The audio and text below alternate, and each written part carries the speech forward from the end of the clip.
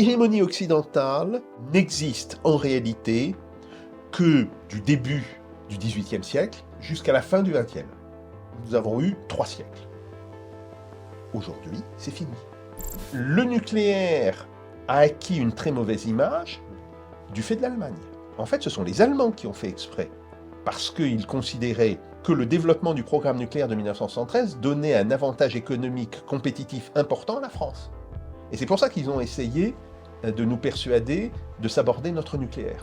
Ce qui nous menace, c'est une sortie définitive de l'histoire. C'est une perte définitive de notre contrôle sur notre propre avenir. Est-ce que nous croyons encore en notre pays? C'est ça la vraie question. Et donc je pense que c'est là-dessus que se fera, à la fin des fins, les choix.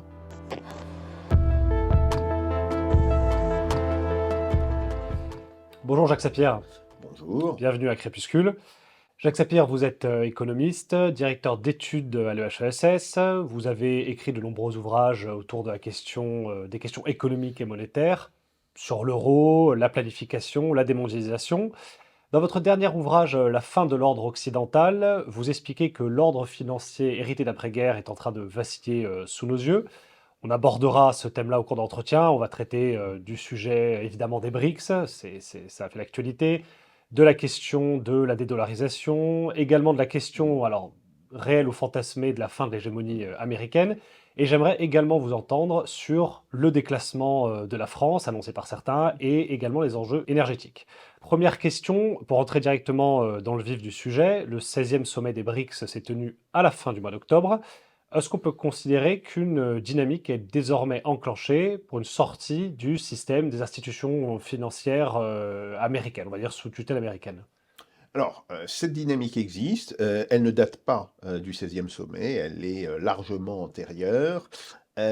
Alors, quand on parle de dynamique, on se fixe un objectif qui peut être relativement lointain.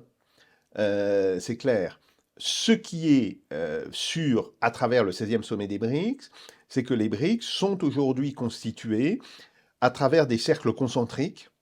Bon, les pays du noyau initial, les pays qui ont rejoint les BRICS au début de l'année 2024, il y en a 4, et puis des pays qui sont désormais qualifiés dans le vocabulaire diplomatique de partenaires des BRICS, c'est un statut officiel, qui sont donc informés et associés aux prises de décision des BRICS, même si eux-mêmes ne votent pas, puisqu'ils ne sont pas encore membres des BRICS. Et dans ces pays partenaires, il y en a un peu plus d'une dizaine, on voit très clairement qu'il y a des candidats à une adhésion qui pourrait avoir lieu en 2025 ou 2026. Bon, donc ça, Alors, c'est une réalité. Je vous coupe dans les BRICS, qu'on précise effectivement, parce que l'acronyme est connu désormais, peut-être pas par tout le monde.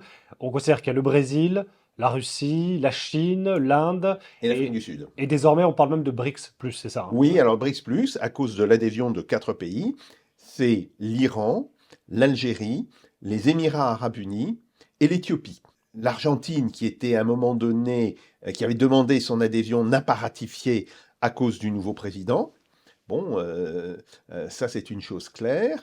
Et l'Arabie saoudite, qui a été acceptée, pour l'instant n'a pas encore pris de décision quant à son adhésion réelle, parce qu'elle entend manifester un petit peu de mauvaise humeur par rapport au comportement de l'Iran visiblement. Mais on peut penser que ça va se régler dans les 12 à 15 mois qui viennent. Donc ça, c'est les BRICS et le premier noyau qui les entoure, et puis après on a beaucoup d'autres pays. Alors, beaucoup de pays asiatiques, hein, il faut le dire. Et au sein de ces pays asiatiques, il y en a 2 qui ont formellement déposé une demande d'adhésion, c'est la Malaisie et l'Indonésie. Bon. Alors, il faut savoir quand est-ce que les BRICS donneront suite à cela, mais c'est quelque chose de très clair. Donc, bon, voilà, ça c'est un résultat concret du 16e sommet. Donc c'est une organisation qui existe et qui intègre de nouveaux membres. Oui, tout à fait. Elle existe depuis 2005. Elle s'est construite dans les 19 ans qui nous séparent de 2005. Elle s'est dotée d'un secrétariat. Elle s'est dotée de différentes institutions, dont la Nouvelle Banque de Développement. Elle s'est dotée d'ailleurs d'organisations à but scientifique, il y a un comité scientifique des BRICS, il y a un comité pour la jeunesse, il y a un comité pour l'information. Bon, voilà, il y a maintenant toute une galaxie d'organisations qui sont liées autour des BRICS. Certaines sont situées en Russie, d'autres sont situées en Inde, d'autres sont situées en Chine. Voilà, on est dans cette logique-là. Ça montre qu'il y a très clairement la dynamique de constitution d'une force, d'un bloc, mais ce ne sont que des problèmes de vocabulaire, qui tend à s'opposer de plus en plus aux pays de l'Occident global, les États-Unis, l'OTAN en fait, mais aussi il y a des pays d'Asie dedans, il y a le Japon, il y a la Corée du Sud, il y a l'Australie et la Nouvelle-Zélande. Donc, il y a très clairement aujourd'hui une opposition entre ces deux blocs, mais, et c'est un point important, les BRICS, qui avaient commencé comme une organisation plutôt à base régionale, aujourd'hui, et même depuis longtemps, ça fait depuis 2008-2009, ils ont ce qu'on appelle des buts universels.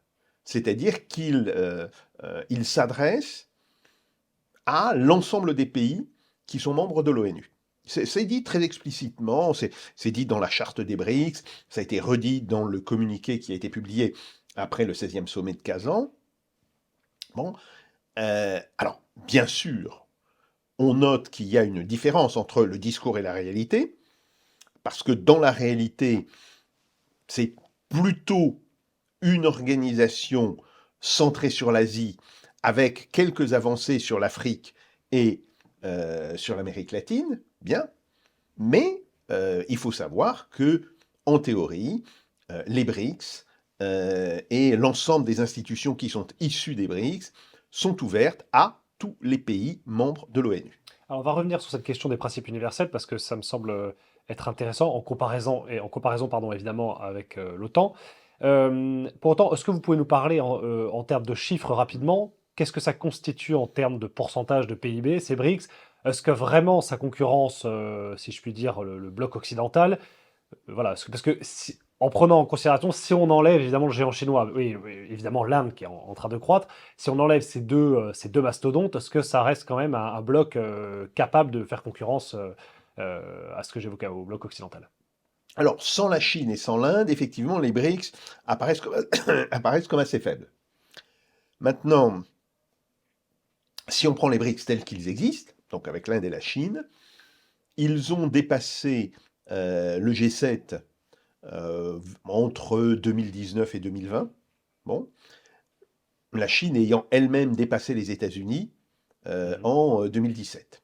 Voilà, c'est ça la situation. Et évidemment, au fur et à mesure que les BRICS sont en train de s'étendre sur d'autres pays, que les pays demandent leur adhésion ou passent des accords privilégiés, comme le cas des pays partenaires avec les BRICS, eh bien, ça commence à peser très lourd dans l'économie mondiale. Ça pèse très lourd sur les matières premières. En réalité, les BRICS et les pays associés doivent contrôler à peu près les 2 tiers des matières premières mondiales en volume, avec des points sur lesquels ça varie. Par exemple, sur le pétrole, très nettement, c'est au-dessus. Même chose, par exemple, pour des produits alimentaires, comme les céréales. Là encore, on voit que le poids des BRICS est élevé, moins que sur le pétrole, mais il est particulièrement élevé.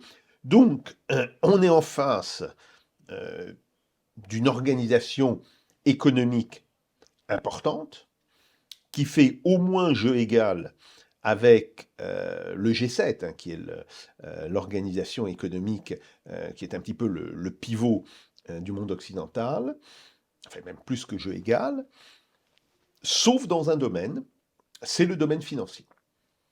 Et là, effectivement, dans le domaine financier, pour l'instant, le G7, les États-Unis, la Grande-Bretagne ont toujours une forme de domination du monde financier, même si on voit depuis quelques années le rôle de la Chine montait extrêmement rapidement. Le yuan, par exemple, a surpassé l'euro. Alors, c'est derrière le dollar, mais il Hmm. est devenu la deuxième monnaie internationale pour ce qui est des investissements à l'étranger. Donc voilà, c'est un point qui est tout à fait notable. Et ce qui est en train de se jouer dans la dynamique actuelle, hein, la dynamique qui a été lancée en fait dès 2019, mais qui s'est réellement concrétisée en 2020-2021 avec la crise de la Covid, c'est le fait que euh, les institutions financières internationales, c'est-à-dire fondamentalement le Fonds monétaire international et la Banque mondiale, dont l'origine renvoie à la Seconde Guerre mondiale, aux accords de Bretton Woods qui ont été signés en 1944. Et on voit que ces deux organisations sont contestées. Alors elles sont contestées d'abord parce que les pays des BRICS et les pays de ce qu'on appelle le Sud global considèrent que euh, les pays occidentaux ont un poids beaucoup trop lourd dans ces organisations, ou plus exactement, ont un poids qui se justifiait dans les années 60 et dans les années 70, qui aujourd'hui ne se justifie plus. Exemple, la Chine. La Chine a demandé qu'on lui reconnaisse un poids au prorata de son poids dans le commerce international. Autrement dit, qu'on lui donne une majorité des votes. Bien.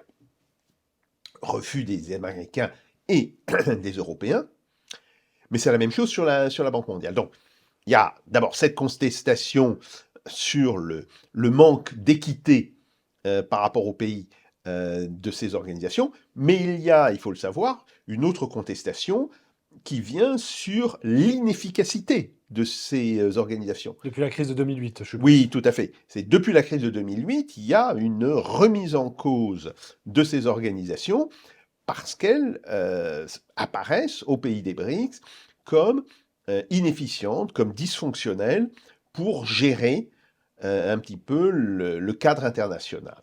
Et donc, la question qui est posée désormais, c'est si on ne veut pas de ces institutions, quelles institutions propose-t-on à leur place? Ou plus précisément, est-ce que chaque partie du monde se dote de ses institutions propres?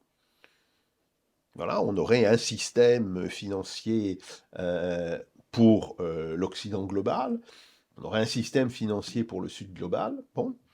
Ou bien, et là on revient à cette notion d'universalité qui est défendue par les BRICS, ou bien est-ce que le système qui est proposé par les BRICS arrivera-t-il à s'imposer au niveau international, un petit peu comme le Fonds monétaire international et la Banque mondiale se sont imposés dans les années 50 et le début des années 60. C'est-à-dire ça pourrait être par exemple une espèce de FMI, mais qui ne demanderait pas certaines conditions, les conditions requises généralement par le FMI pour accorder des prêts. Bon, c'était un point de vue qui a été souvent critiqué vis-à-vis de cette institution. Alors, oui, même si par ailleurs je pense que la conditionnalité, enfin le principe de la conditionnalité n'est pas un mauvais principe sur le fond. Après, tout, tout est dans la manière Oui. dont on l'applique, évidemment. Mais surtout, alors, il se fait que le FMI a la structure d'une banque. Et que dans cette banque, bah, c'est les gens qui ont apporté le plus d'argent qui ont le plus de voix. C'est logique dans une banque. Et les États-Unis bloquent la hausse de la contribution des pays du Sud pour garder la majorité. Alors, il y a eu quand même quelques changements, mais il faut rappeler qu'en 2012,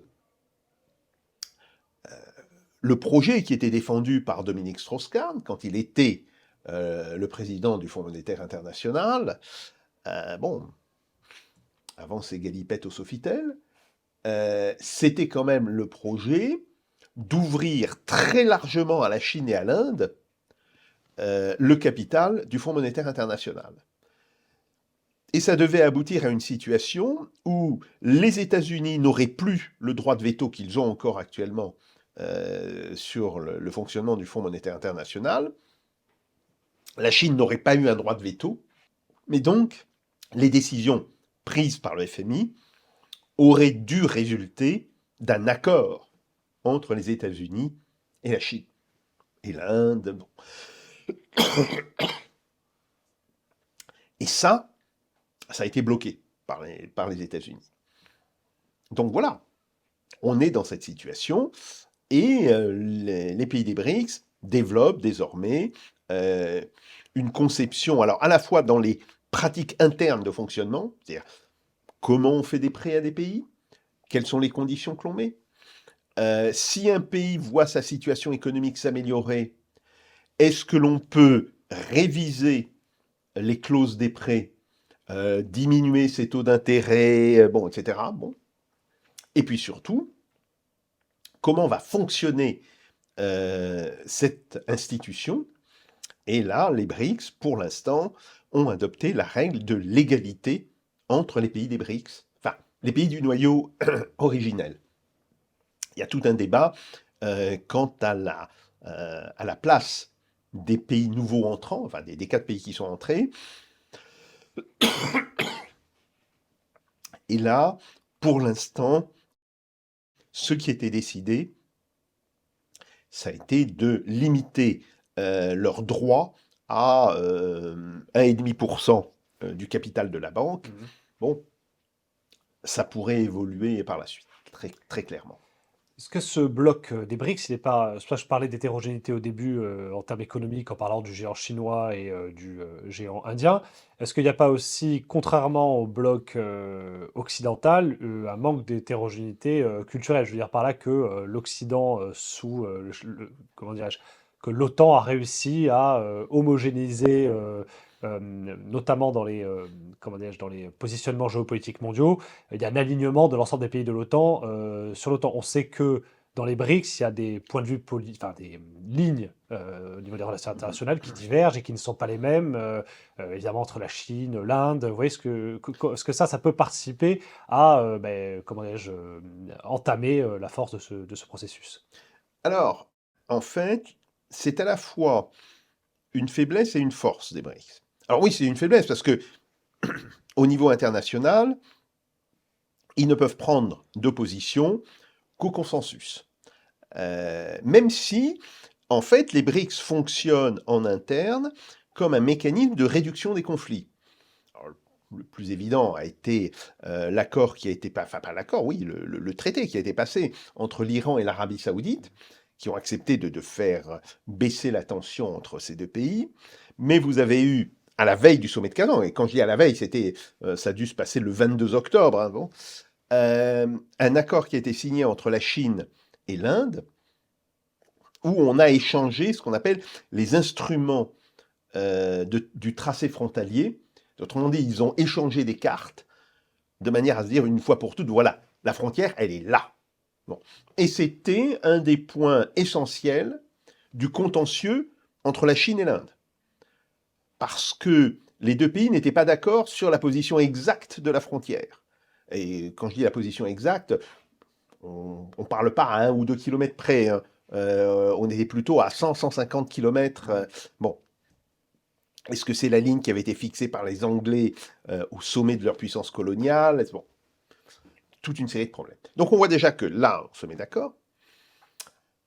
Mais c'est aussi une force, cette attitude, parce que ça permet à des pays qui, pour des raisons X ou Y, ne veulent pas reprendre la totalité des positions des BRICS, de dire, bon voilà, on peut avoir un désaccord, néanmoins on va être pays partenaire, voire pays adhérent aux BRICS, et ça c'est effectivement extrêmement important. En fait, les BRICS ne se constituent pas comme un bloc au sens des blocs politiques de la guerre froide, ce qui reste toujours la mentalité du côté du bloc occidental, qui visiblement n'a pas compris que la guerre froide est finie depuis longtemps, donc ça, c'est un autre problème. C'est-à-dire, précisons, c'est-à-dire alignement sur. Oui, un alignement politique Voilà. relativement strict. C'est pas du tout la mentalité développée par les BRICS. Et dans les BRICS, l'important, c'est de ne pas avoir de désaccord majeur entre les pays membres. Mais par exemple, sur la question de la guerre en Ukraine, les positions sont très divergentes. Enfin, pas très divergentes, sont très variées. L'Inde dénonce une agression russe contre l'Ukraine. Mais elle dit, c'est une affaire qui doit être réglée entre Russes et Ukrainiens, et de toutes les manières, c'est une affaire européenne, ça ne nous concerne pas plus. Donc, ils ont évidemment refusé toute sanction, etc. C'est grosso modo l'attitude du Brésil, qui est même un petit peu plus pro-russe que l'Inde, il faut le dire, et qui a par exemple refusé de revendre aux États-Unis une partie des stocks de munitions, parce que l'armée brésilienne est largement équipée de matériel américain, donc ils avaient des munitions américaines. Les Américains qui n'arrivent pas à produire assez leur avaient demandé de vendre une partie de leurs munitions à l'Ukraine.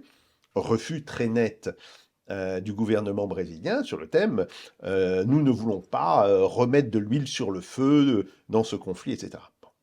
Et à l'autre extrémité, vous avez la position de la Chine, qui officiellement se dit neutre, mais qui, ce n'est un secret pour personne, aujourd'hui a pris parti pour la Russie et aide considérablement la Russie. Donc on a ce panel de positions et qui nous apparaît aux penseurs américains et aux penseurs de ce bloc occidental comme une position anti-occidentale, mais pour la raison suivante, c'est qu'ils considèrent que tout problème survenant dans l'Occident, en Europe, est un problème mondial, ce qui n'est pas ce que pensent les autres pays. C'est quand même important à dire, si vous voulez. Les pays africains, l'Inde, les pays asiatiques disent non, ce n'est pas notre problème. Mais cette idée que tout problème qui survient dans le camp occidental est nécessairement un problème qui concerne l'ensemble des pays, ça, c'est un point central de l'idéologie occidentale, et qui, deuxièmement, considère que tout ce qui met en cause le camp occidental met en cause l'ordre mondial. Là encore, il y a un refus net de la part d'autres pays de prendre position sur cette question. Ils disent non, désormais, il n'y a plus que des conflits régionaux. Et donc, si vous n'êtes pas directement parti à ce conflit, vous n'avez aucun intérêt dans ce conflit. Donc voilà, ça c'est un problème très clair. On le voit par exemple sur le communiqué, enfin sur la partie du communiqué. Le communiqué fait 162 points. En russe, il fait à peu près 15 pages. Bon, il est assez long à lire.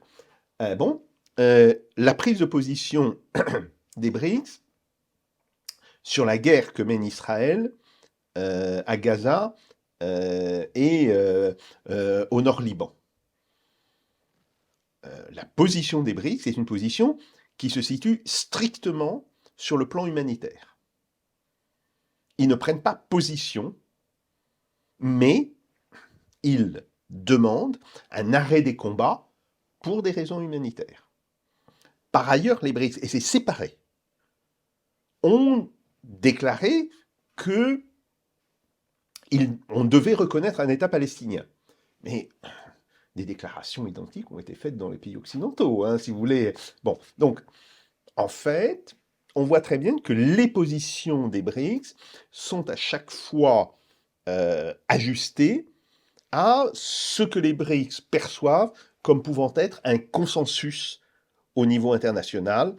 Il n'y a pas de volonté de prendre parti de manière extrêmement tranchée sur un problème international.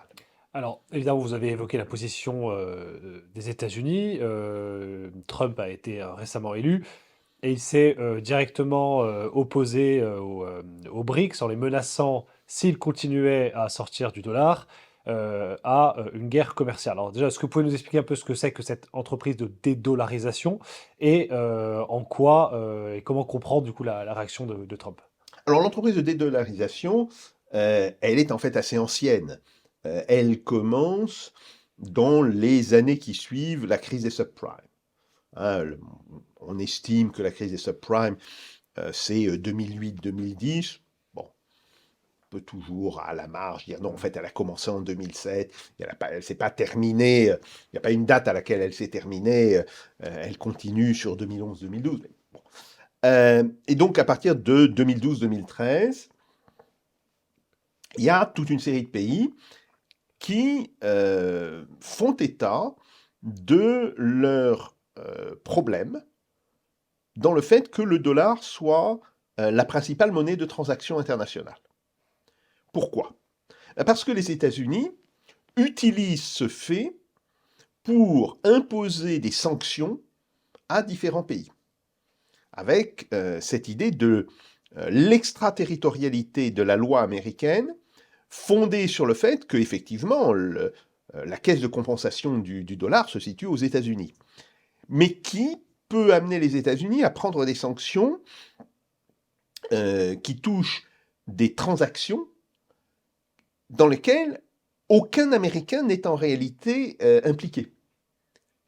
Par exemple, quand il y avait des accords entre Peugeot, enfin PSA, et l'Iran, les Américains n'étaient nullement impliqués. Pourtant, ils ont considéré qu'ils pouvaient pénaliser Peugeot.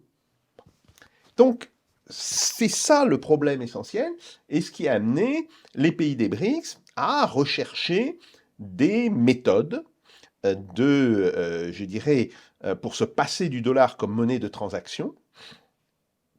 Alors, ce qui a été décidé lors du 16e sommet, c'est d'une part la constitution d'une unité de compte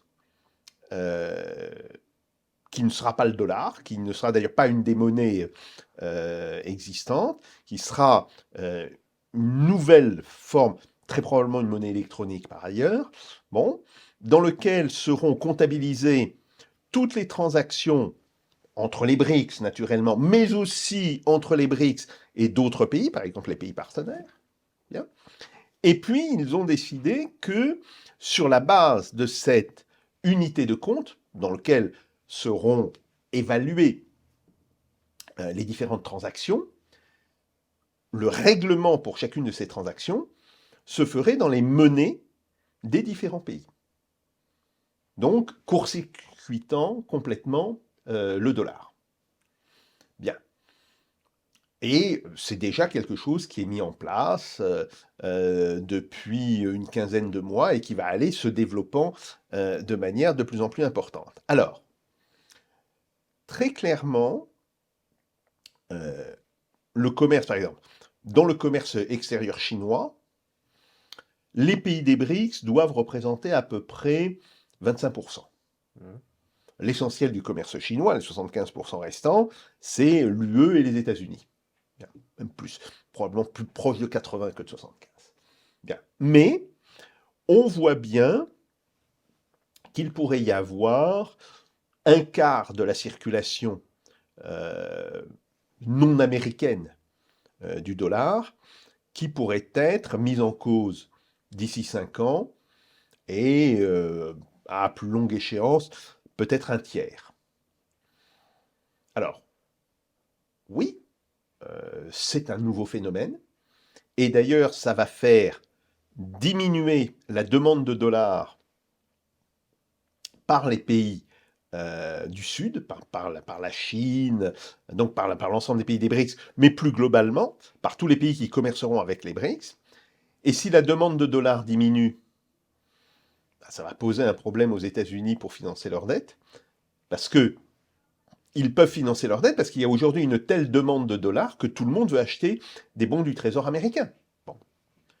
Et puis au-delà, il y a évidemment le problème de la confiance que l'on peut avoir dans le dollar si ce mouvement, à partir d'un certain stade, qu'on ne sait pas mesurer, dit tout net, mais ce que l'on peut penser, c'est que on aura une évolution linéaire, et bien à un moment donné, il y aura un basculement très brutal. Bon. Mais est-ce que l'ensemble des pays ont assez confiance, justement, pour massivement, comment dirais-je, s'engager dans la devise chinoise? C'est pas la devise chinoise qui est en cause. Euh, L'unité de compte sera une monnaie électronique. Ça a été dit très explicitement dans les attendus qui concernent le système BRICS Clear. Donc c'est une monnaie. Alors, une monnaie électronique elle-même adossée sur des objets réels, qui seront probablement un panier de matières premières, voire de biens industrialisés. Bon, encore ça reste à définir, c'est une question technique assez complexe. Et puis après, le règlement, bah, il se fera en yuan, en roupie, en rouble, en monnaie brésilienne, bon, dans la monnaie des différents pays. Sauf que toutes ces monnaies seront évidemment convertibles dans l'unité de compte, et l'unité de compte sera évidemment entièrement convertible dans ces monnaies. Donc la convertibilité sera absolument assurée entre les monnaies des différents pays et l'unité de compte.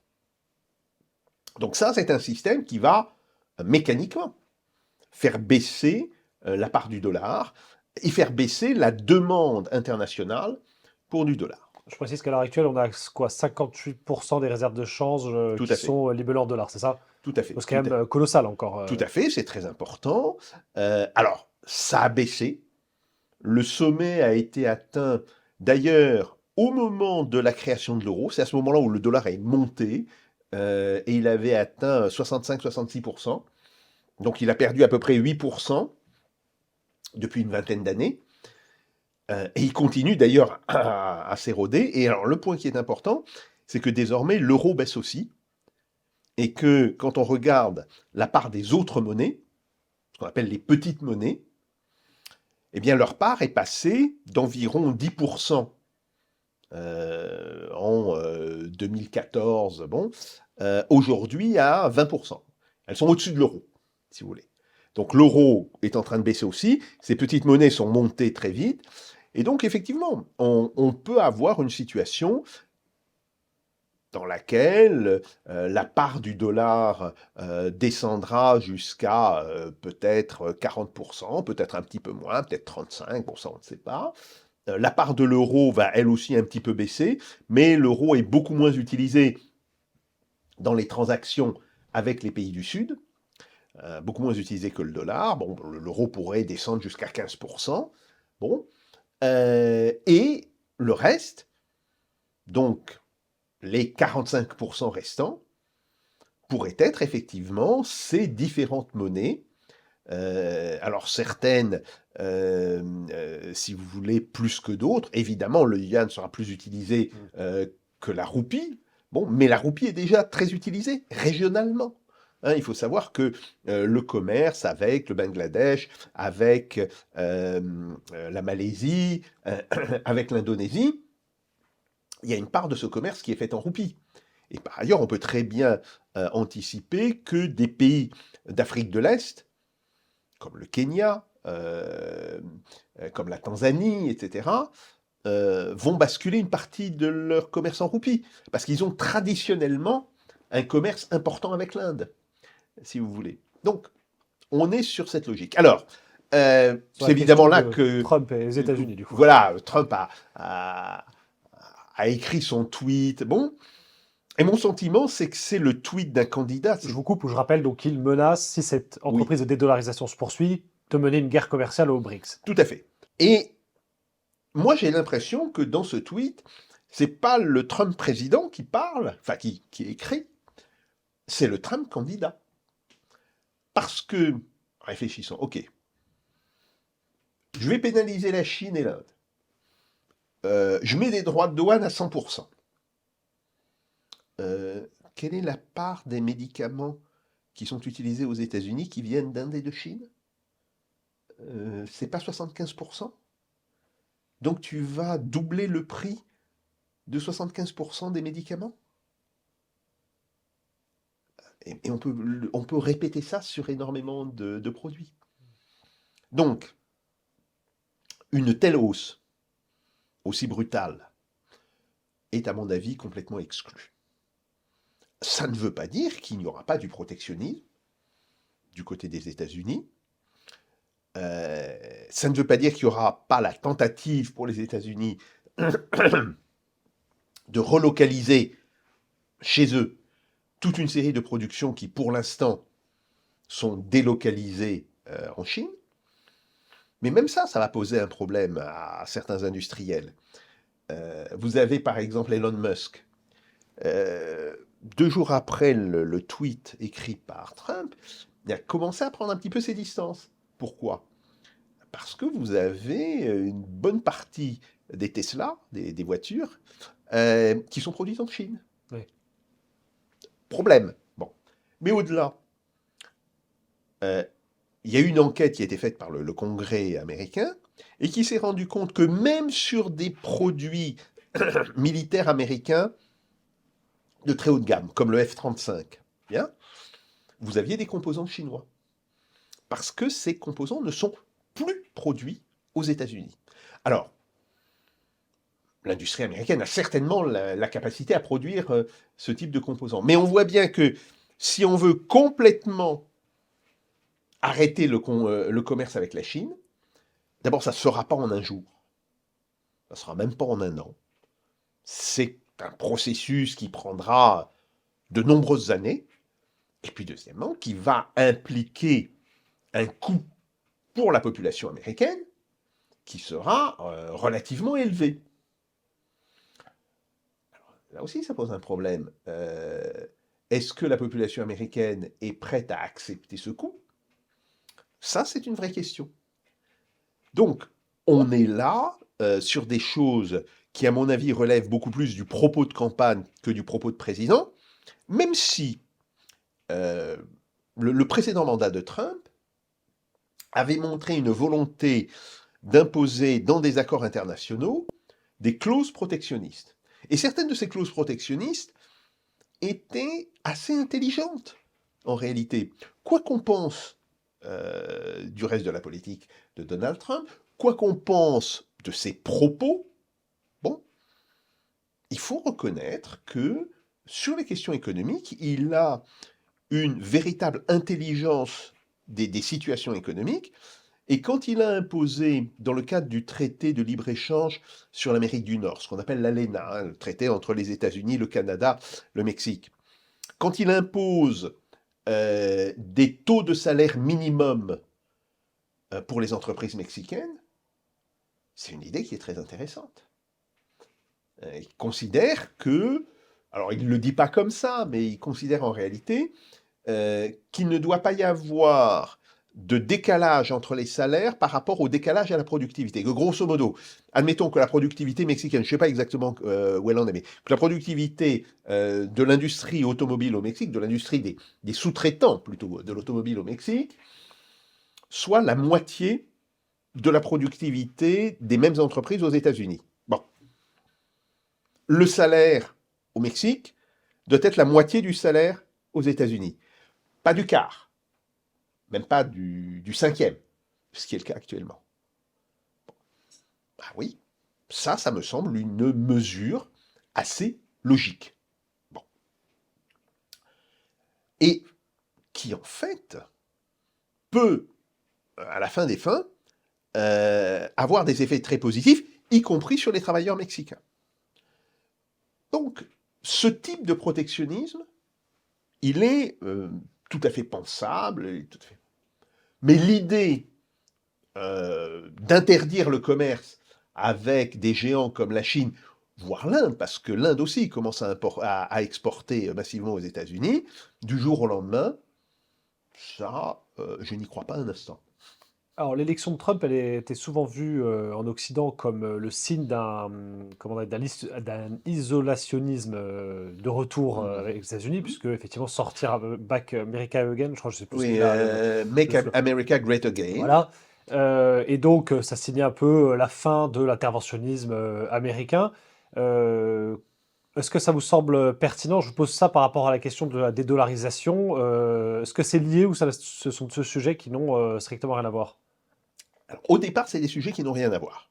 Au départ, c'est une attitude politique. Alors, d'abord, c'est cette idée de Trump, et on voit bien que c'est une attitude effectivement très politique, qui consiste à dire nous avons perdu de notre puissance, nous devons la retrouver. Bon, ok, je pense que c'est le discours que peut tenir tout dirigeant dans tout pays. C'est pas, si vous voulez. Moi, je ne suis pas choqué par le fait Ouais. que Trump tienne ce type de discours. Bon. Il y a une autre chose, et qui date d'avant Trump. Par exemple, euh, début 2021, il y a deux termes qui ont fait surface dans les discussions du commerce international. C'était le terme de reshoring, ramener sur ses côtes, ou de friendly shoring, ramener sur des côtes amies. Autrement dit, euh, les pays occidentaux se posaient la question de relocaliser ou de relocaliser dans des pays amis toute une série de productions qui n'étaient plus faites chez eux et qui étaient faites dans des pays qu'ils considéraient comme des adversaires potentiels. C'est 2021. Donc c'est même début 2021. C'est donc extrêmement avant, d'une certaine manière, la guerre en Ukraine, qui débute fin février 2022, et la montée, l'arrivée de Trump au pouvoir, et un conflit potentiel avec la Chine. Et donc on voit bien que ça signe la fin de la mondialisation, de la globalisation, comme on dit en anglais, et de la mondialisation, comme on dit en français. D'ailleurs, l'économiste en chef de la Banque mondiale, Madame Carmen Reinhardt, l'avait reconnu et l'avait dit. Elle avait parlé de dernier clou dans le cercueil de la globalisation. C'est une formule qui fait tout de suite dresser les rails. Ah oui, dernier clou. Ça veut dire qu'il y en avait eu d'autres avant. Si vous êtes le dernier clou, il y en a eu d'autres. Bon, donc, ça veut dire qu'elle avait conscience qu'on était dans un phénomène, dans une tendance à la déglobalisation assez nette. Bon, donc ça existe, si vous voulez, en dehors de tout discours tenu par Trump. Bon. Maintenant, ce qui est évidemment assez lié, ou disons ce qui va entraîner une convergence entre ces deux problèmes, c'est le fait que certains des responsables de l'OTAN, le nouveau secrétaire général de l'OTAN, présentent en fait l'OTAN comme une forme de forteresse assiégée. Assiégée par les Russes, mais assiégée potentiellement par les Chinois, bon, etc. Et de ce point de vue-là, pour l'instant, Trump n'a pas précisé sa position. Alors si, il précise en disant faut que les autres pays de l'OTAN ne vivent pas au crochet de la protection américaine et qui payent ce qu'ils doivent payer. Ce qui me semble assez logique, si vous voulez. Moi, je ne suis pas pour le développement de l'OTAN. Mais si j'étais pour le développement de l'OTAN, ou si j'étais pour le développement d'une alliance, je considérais que dans cette alliance, il faut se fixer des limites de budget militaire et il faut les respecter. Pas possible qu'un pays vive en passager clandestin par rapport à un autre pays. Bon. Donc, il y a, si vous voulez, dans cette attitude de Donald Trump, le vrai problème c'est l'OTAN doit-il encore exister? Mais si on dit que l'OTAN doit exister, alors à ce moment-là, il faut reconnaître que ce qu'il dit, lui, est parfaitement logique en réalité. Moi, ce que je conteste, c'est l'existence de l'OTAN, l'existence d'une alliance qui, à mon avis, aurait dû disparaître ou aurait dû se transformer à partir de 1991-1992. Mais c'est autre chose. Après, si on dit, voilà, il faut que l'OTAN se maintienne, bah, il faut qu'il y ait des règles relativement égalitaires entre les différents pays. Et donc, la question, c'est, qui me semble être plutôt que les États-Unis cherche des prétextes pour dire aux Européens, la sécurité européenne, c'est votre problème, c'est pas le nôtre. Oui, Pourquoi? démerdez-vous en gros, quoi. C'est un peu ça Voilà. l'idée. Pourquoi? Parce que les États-Unis ont compris que désormais, il y a deux zones de conflit extrêmement importantes. À court terme, le Moyen-Orient, c'est clair. À moyen et long terme, l'Asie et la confrontation avec la Chine. Bon. Donc, euh, il se centre là-dessus, et on voit très bien que la question de la sécurité en Europe n'est plus aujourd'hui qu'une lointaine troisième roue, voire même une quatrième roue du carrosse. Je dis une quatrième roue du carrosse parce que, à mon avis, la troisième priorité pour Trump, une fois qu'on a parlé de la confrontation avec la Chine, de régler la question du Moyen-Orient, c'est la question de l'immigration illégale aux États-Unis et l'achèvement du mur. Même ça, je pense à une priorité plus importante que la question de la sécurité européenne. Bon, très bien. Mais ça veut dire que les États-Unis ne sont pas effectivement dans un isolationnisme au sens où on a pu parler d'un isolationnisme américain dans les années 20, mais ils sont plutôt dans une forme de réévaluation stratégique qui d'ailleurs a commencé bien avant Trump. En réalité, le début de cette réévaluation stratégique, c'est Barack Obama. Et là, Trump, quoi qu'il puisse dire sur Barack Obama, se situe dans la lignée de Barack Obama, qui avait considéré que il fallait calmer le Moyen-Orient pour se concentrer sur la Chine. Bah oui, c'est grosso modo ce que veut faire Trump, avec le fait aussi que s'il arrive à trouver une forme de modus vivendi avec la Chine, alors à ce moment-là, il donnera, la Chine passerait en deuxième priorité, et il donnerait la première des priorités à je dirais, au rétablissement d'une forme de paix, évidemment sous tutelle américaine, au Moyen-Orient. Bon. Donc, les États-Unis ont leurs priorités, qui ne sont pas les priorités des pays européens. Est-ce si surprenant que cela? En fait, c'est une évidence. C'est une évidence.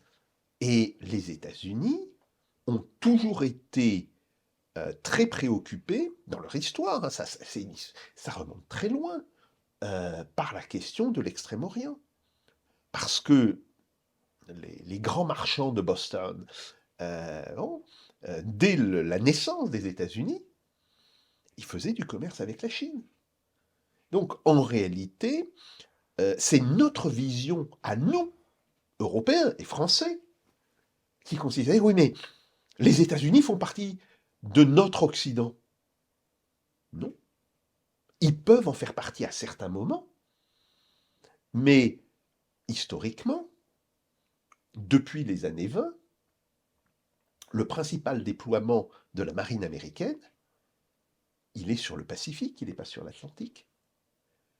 Il faut un peu se rappeler de ces grands temps. Ça fait un siècle que la flotte américaine, elle est principalement basée sur le Pacifique. Oui, mais il y a quand même une homogénéité, on va dire, culturelle entre l'Europe et les États-Unis, plus qu'entre les États-Unis et le Pacifique et cette zone-là.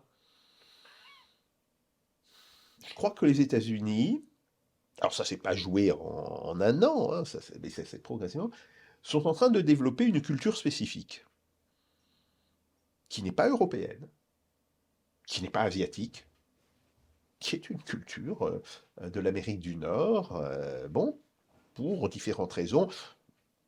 L'une des raisons étant à l'évidence que les États-Unis sont un pays sous-peuplé. La, la- la répartition entre le territoire et la population montre qu'ils sont beaucoup moins peuplés que les pays d'Europe. C'est un pays neuf, c'est un pays où on ne se heurte pas à des structures sociales enracinées dans les territoires depuis 2500 ans. Et même avec la Grande-Bretagne, vous avez ces différences. Il y avait une expression qui avait été créée pendant la Seconde Guerre mondiale, mais qui reste très vraie. Hein, bon, c'est Two countries separated by the same language. Deux pays séparés par le même langage. Et ça, c'est le choc justement, quand les soldats américains sont arrivés en Angleterre, ils parlent anglais. Oui, mais ils ne parlent pas notre anglais. Et parfois, il y a des différences extrêmement, extrêmement importantes. Même si vous prenez la question de l'Australie, le cas de l'Australie. Vous allez dire, oui, ex-pays du Commonwealth, ex-colonie britannique, bien. Est-ce que vous croyez que la culture australienne soit la même que la culture britannique? Vous feriez une immense erreur de penser cela. Là encore, vous avez la constitution progressive, hein, ça, qui ne s'est pas faite en 10 ans, mais qui est sur longue période, d'une culture spécifique qui lorgne plutôt vers la culture américaine que vers la culture britannique. Donc, en fait, on parle beaucoup de l'emprise de la culture américaine sur le reste du monde. J'allais y venir, ouais, effectivement. Je dirais qu'il y a des traits de cette culture qui, effectivement, alors on peut dire des traits alimentaires, les fast-food, bon, etc. Mais en réalité, on est plutôt dans un phénomène de redispersion des cultures aujourd'hui. Je pense que le fossé entre l'Europe et les États-Unis est bien plus grand qu'il n'était à la fin du 19e siècle ou au début du 20e. Ou d'ailleurs, dans l'imaginaire des Américains riches, je ne parle pas de la population, mais des Américains riches, le point de référence, c'était l'Europe. Bon, là vraiment, il y a cette séparation. Et que si on accepte de regarder un petit peu au-delà donc de ces phénomènes de cinéma, de certains aspects de cuisine, bon, etc. Si on regarde par exemple la structure des villes, la structure d'une ville européenne n'a rien à voir avec la structure d'une ville américaine. Et c'est quand même décisif pour comprendre la vie des gens. Même chose, une ville australienne ressemblera plus à une ville américaine qu'à une ville européenne. Donc là, se jouent des choses qui me semblent tout à fait essentielles et qui disent que ben voilà, c'est tout. Les cultures se développent dans un cadre national. Ce cadre national tend à spécifier les cultures et à un moment donné, plus les cadres nationaux s'affirment et plus les cultures divergent. Est-ce qu'il y a la puissance configuratrice, on va dire, des États-Unis, son emprise un peu, vous parlez des imaginaires, son Mhm. emprise même, sa colonisation, on va dire, des esprits, elle est, comment dirais-je, elle est en péril. Moi, j'ai l'impression qu'elle est toujours assez puissante, assez forte. Et même pour ce qui est du progrès technique, je veux dire, il y a énormément de fils de princes rouges chinois qui sont envoyés faire leurs études en Californie, dans les meilleures facs américaines. Vous voyez ce que je veux dire? Est-ce que ce basculement dont on parle énormément et de la fin de l'hégémonie américaine, est-ce qu'elle n'est pas, comment dirais-je, timide pour le moment ou à peine entamée? Alors, là encore, il faut regarder un petit peu au-delà de l'apparence. Euh, les idées américaines ne sont pas des idées américaines au départ. C'est la reconfiguration par la culture américaine, au départ, hein, de vieilles idées européennes. Mm. Et d'ailleurs, les Américains ont toujours, d'une certaine manière, reconnu leur dette par rapport aux Européens. Même si après, vous avez des divergences assez importantes qui se manifestent. Sur la question de l'éducation, il y a deux choses qu'il faut dire. La première chose, c'est que l'éducation, enfin, le système d'enseignement américain forme essentiellement des non-américains, beaucoup plus que des Américains. Moi, j'ai une expérience. J'ai enseigné un petit peu à Stanford et à Berkeley. Et dans les séminaires, alors, c'était l'équivalent de séminaire de postgraduate, hein, bon, l'équivalent d'un Master 2 en France, sur 22, 24 étudiants, il devait y avoir grosso modo que 3 ou 4 Américains de souche. Le reste, c'était des Chinois, Hmm. des Coréens, des Taïwanais, des Indiens, etc., etc. Bon, premier point. Donc là déjà, on a un vrai problème. Est-ce que ça confirme pas ce que je venais de dire? C'est-à-dire que d'une certaine manière, les États-Unis modèlent toujours par leur fac, par Ce l'université. n'est pas parce que vous allez faire vos études dans un pays que vous vous adhérez à sa culture. Non, non, certes. Et très souvent, si vous rentrez dans votre pays, c'est parce que vous ne vous sentez pas bien dans la culture du pays d'accueil. Donc ça, c'est un premier problème. Le deuxième problème, c'est que ce que l'on voit aujourd'hui se développer, c'est un autre pôle éducatif important, Chine, Inde, Russie, qui est en train d'attirer de plus en plus d'étudiants. Il doit y avoir actuellement plus d'étudiants chinois en Russie qu'il n'y en a aux États-Unis. Je vous dis simplement ça. Bon, j'enseigne moi-même en Russie.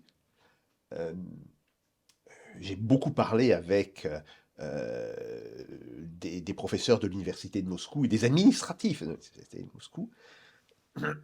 Et dans un des départements d'excellence où j'enseigne, le responsable m'a dit qu'au niveau des étudiants qui arrivaient en première année, il y avait 47% d'étudiants étrangers, dont 35% de Chinois. Et grosso modo, 12% de non-Chinois qui peuvent être des gens qui viennent du Bélarus, enfin, des pays de l'ex-Union soviétique. Bon. Donc il y a quand même, aujourd'hui, au niveau de la première année, plus du tiers des étudiants dans ces départements qui sont des Chinois, qui donc sont des gens qui ont fait l'effort d'apprendre le russe. C'est quand même quelque chose d'extrêmement important. On est très loin du taux des étudiants chinois aux États-Unis. Hmm. Donc voilà, là aussi. Alors, je ne dis pas qu'ils vont devenir russes. Hein, Non, non, oui, moi, ce que je mets en avant sur les facs, c'est le fait que la qualité de l'enseignement est toujours reconnue, et c'est là où on forme les futurs ingénieurs, les futures élites de demain, et se font toujours dans les grandes universités américaines. Plus maintenant. Et ça fait au moins Donc 20 là, il y ans. a un basculement pour vous. Ah oui, ça fait peut-être pas 20 ans, mais disons, ça fait au moins 15 ans que c'est plus le cas.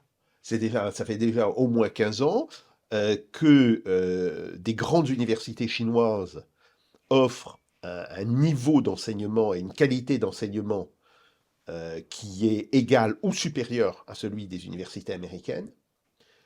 Et maintenant, vous avez des grandes universités russes qui, depuis une dizaine d'années, offrent un niveau d'enseignement qui est largement supérieur au niveau des enseignements américains. Alors, précisons quand même, ce n'est pas vrai dans toutes les matières.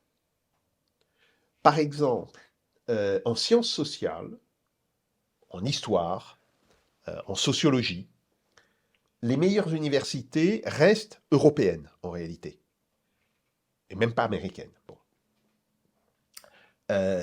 Et il y a là un vrai déficit pour les universités chinoises, les universités indiennes, les universités russes. Mais pour tout ce qui est mathématiques, physique, ce qu'on appelle les sciences de l'informatique, computer science, en fait. Mhm. Bon, là, le mot est devenu un petit peu universel. Bon. Mécanique, l'automation. Hein, l'automation, c'est de la mécanique. Bon. Là, les grandes universités sont plutôt chinoises, russes et indiennes. Donc, il y a eu un basculement, mais qui ne date pas d'il y a 2-3 ans, hein, qui est un basculement qui s'est joué depuis environ une quinzaine d'années. Même si, très clairement, il y a depuis 2-3 ans, alors une espèce de montée vers la Russie des jeunes Chinois qui est assez impressionnante. Bon, alors je ne parle même pas des universités d'État qui sont dans la partie extrême orientale de la Russie. Bon, à Khabarovsk, à Novosibirsk, bon, là, il y a beaucoup de Chine. On peut dire, d'une certaine manière, bon, Novosibirsk, c'est pas si loin de la Chine, en réalité. Mais ce qui est très frappant, c'est de retrouver ce phénomène sur Moscou. Pour un Chinois, aller vers Moscou, c'est l'équivalent d'aller aux États-Unis, enfin d'aller sur la côte ouest des États-Unis. C'est même un peu plus loin. Bon, et vous voyez là une présence extrêmement massive. Les seuls pays qui continuent à être dépendants, mais qui ont même eux-mêmes développé leurs universités, mais qui continuent d'être un petit peu dépendants du système universitaire américain, c'est la Corée, même le Japon, c'est limite, hein. Je pense qu'aujourd'hui, l'enseignement est meilleur dans des universités japonaises que dans des universités américaines. Parce que ce qu'il faut dire aussi, c'est que le niveau général d'enseignement, y compris dans les domaines de pointe, a tendance à baisser aux États-Unis. Alors, c'est un phénomène qui est masqué par le fait que on classe les universités en partie sur de la bibliométrie. Les livres, les revues, etc. Or, pour des raisons essentiellement de traduction, on traduit très peu les revues qui n'ont pas une édition anglaise en même temps que leur édition en langue nationale. Par exemple, le CNRS, en économie, ne reconnaît qu'une revue russe, alors qu'il y en a au moins une dizaine qui sont de très haut niveau. Le CNRS doit reconnaître 3 ou 4 revues chinoises en économie. Je parle de ce que je connais. Il y a probablement en économie une cinquantaine de revues de très bon niveau en Chine. Le CNRS ne reconnaît pas de revues brésiliennes. Il y a au moins 5 revues de niveau international au Brésil, me disent les collègues qui lisent le portugais. Bon, donc il y a aussi ce problème, il faut le savoir, c'est que notre perception de la qualité d'un enseignement est largement affectée par quelles sont les revues que l'on connaît. Oui, mais on ne se donne pas les moyens de connaître... Donc c'est pas une arrogance occidentale, c'est juste qu'on n'a pas les moyens. En fait, enfin, on se donne pas les c'est les moyens. deux. C'est les deux. C'est les D'accord. deux. C'est les deux. Alors, c'est vrai qu'il y c'est vrai qu'il y a une question de moyens, mais c'est vrai qu'il y a aussi l'idée, oui, ce sont des pays sous-développés, ils ne peuvent pas avoir de bonnes revues. Ben si, ben si. Alors justement, vous parlez de la puissance de la Chine, et je me posais la question, est-ce que dans cette puissance regagnée de la Chine, il y a un désir de revanche? On sait que vis-à-vis de l'Occident, on sait évidemment que c'est pas vous que je vais apprendre qu'au XVIIIe, il y a eu la fameuse guerre de l'opium et les traités inégaux qui ont vraiment fait sortir la Chine de l'histoire. Est-ce que ça joue sur l'affect des élites chinoises? Visiblement, oui. Visiblement, oui. À mon avis, ça doit moins jouer au niveau de la population, mais très clairement au niveau des élites politiques, et peut-être en partie économiques, mais surtout des élites politiques chinoises, l'idée de mettre fin à ce qu'ils appellent le siècle de la honte. Siècle d'humiliation, oui, c'est bien Voilà, ça. bon, c'est plus qu'un siècle. Les guerres de l'opium, c'est le milieu du 19e siècle. Mhm. Et en réalité, la montée en puissance du monde occidental, enfin, Grande-Bretagne, France, bon, etc., date de la fin du 18e. Bon. Ah, peut-être qu'on peut évoquer d'ailleurs, pour que les gens qui nous écoutent comprennent, effectivement, au 19e, il y a eu une guerre avec les puissances occidentales qui ont mis à genoux la Chine et qui l'ont. Il y a eu 3 Il y a guerres. eu trois Il y guerres, a oui. eu 3 guerres et qui sont engagées pour la raison suivante. L'Empire des Indes, britannique, hein, sous contrôle britannique, est en déficit commercial vis-à-vis de la Chine. Euh, et la Chine se fait payer en argent parce que la monnaie chinoise est sur un étalon argent et pas sur un étalon or. Et donc, aux grandes dames des autorités britanniques, l'Inde se vide de son argent pour la Chine. Pourquoi? Parce qu'on achète à la Chine, on achète du tissu, on achète des soieries, on achète du thé, on achète aussi des objets manufacturés. D'où cette idée, on va imposer à la Chine de nous acheter de l'opium qui à l'époque est interdit par une loi de l'Empire chinois, hein, la consommation d'opium. On va leur imposer de libéraliser les importations d'opium, et de cette manière-là, nous allons rétablir un équilibre commercial. C'est ça, les guerres de l'opium. C'est fondamentalement cette raison. Et effectivement, comme les pays occidentaux, parce que la France y a aussi participé, hein, les pays occidentaux avaient une supériorité technique vis-à-vis des autres pays, nous avons pu imposer par ces guerres ce que nous voulions. Bon, de la même manière, les États-Unis ont ouvert de force le Japon au commerce international. La seule différence, c'est que l'Empire chinois était en crise depuis pratiquement un siècle, et ces guerres de l'opium ont accéléré sa crise et sa décomposition.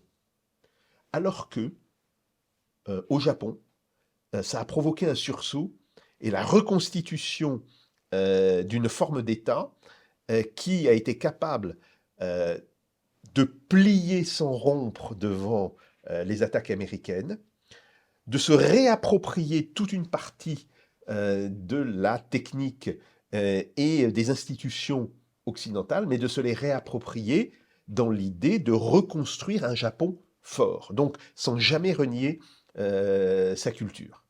Et ça, c'est une différence absolument fondamentale. Bon, donc effectivement, pour revenir à votre question, ce siècle des humiliations, ce siècle de la honte, ça reste un point important pour le personnel politique chinois. Je vous pose la question parce qu'on peut dire que la Chine, d'une certaine manière, tire les BRICS aujourd'hui, enfin qu'elle est un peu la tête de pont, d'une certaine manière, elle est un peu Mm. le colosse des BRICS. Donc effectivement, ça, voilà, ça fait écho à son histoire et à son passé, quoi. Oui, mais il n'y a pas que. Euh, Derrière la Chine, vous avez la Russie qui avance aussi un ordre du jour particulier, alors qui est très en accord avec l'ordre du jour chinois, hein, mais qui est quand même spécifique. Et il ne faut pas s'imaginer. Et puis derrière, vous avez l'Inde. Alors l'Inde, elle a vécu aussi une forme de siècle d'humiliation. Et l'Inde, aujourd'hui, euh, elle est peut-être moins revendicative que la Chine dans la forme, mais à mon avis, elle ne l'est pas sur le fond. Sur le fond, elle est au moins aussi revendicative parce qu'elle considère que, d'abord, elle a été la première touchée, hein. Elle a été touchée dès le début du 19e. La Chine, c'est le milieu du 19e. Et elle considère que sa place économique et politique doit être une des premières au monde. D'ailleurs, euh, alors, je sais que c'est très discutable parce que toutes les reconstitutions du produit intérieur brut sur des économies non industrielles, ça pose énormément de problèmes. Mais les meilleures des estimations, en tous les cas celle dont la méthodologie me semble la plus sérieuse, quand on regarde au début du XVIIe siècle, l'Europe, bon, les États-Unis ne comptent pas, l'Europe c'est à peu près le quart, peut-être 30% du PIB mondial. Donc on est avant le take-off de la Grande-Bretagne. Tout Hein. à fait, tout à fait. Enfin, pardon, excuse-moi, le Tout à fait, décollage de la le révolution décollage. industrielle. Et tout le reste, c'est la Chine et l'Inde. Donc ça, Mm. si vous voulez, ça reste très présent hein, dans les mentalités chinoises et indiennes. Donc ça relativise du coup l'hégémonie occidentale, historiquement parlant. L'hégémonie occidentale n'existe en réalité que, grosso modo, du début du XVIIIe siècle, 1700, jusqu'à la fin du XXe. Bon, nous avons eu 3 siècles. Aujourd'hui, c'est fini. Et nous avons, par rapport à ça, 2 attitudes possibles. Première attitude possible de dire, c'est pas juste, nous voulons garder notre position, et comme on ne le pourra pas de toutes les manières, si vous voulez, c'est exclu qu'on puisse la garder.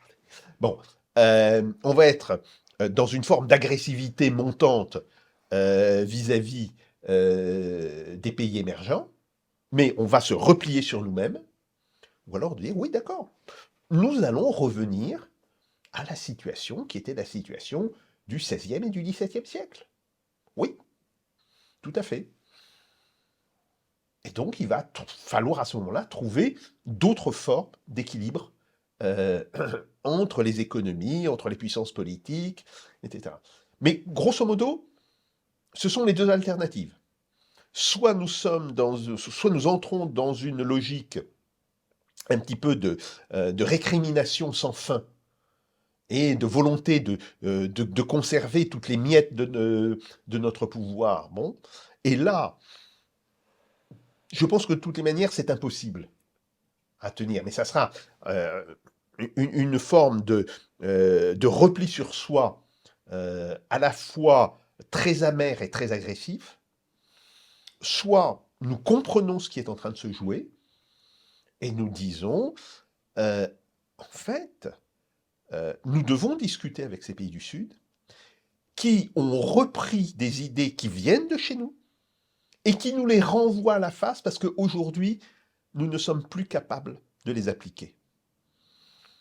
Prenez la Charte des Nations Unies. La Charte des Nations Unies, c'est une affaire européano-américaine. C'est même une affaire très française. René Cassin a été celui qui a tenu la plume pour une partie de la Charte des Nations Unies. Bon. Or, qui aujourd'hui défend les valeurs de la Charte des États-Unis? Ce n'est plus les États-Unis, des Nations Unies. Ce ne sont plus les États-Unis.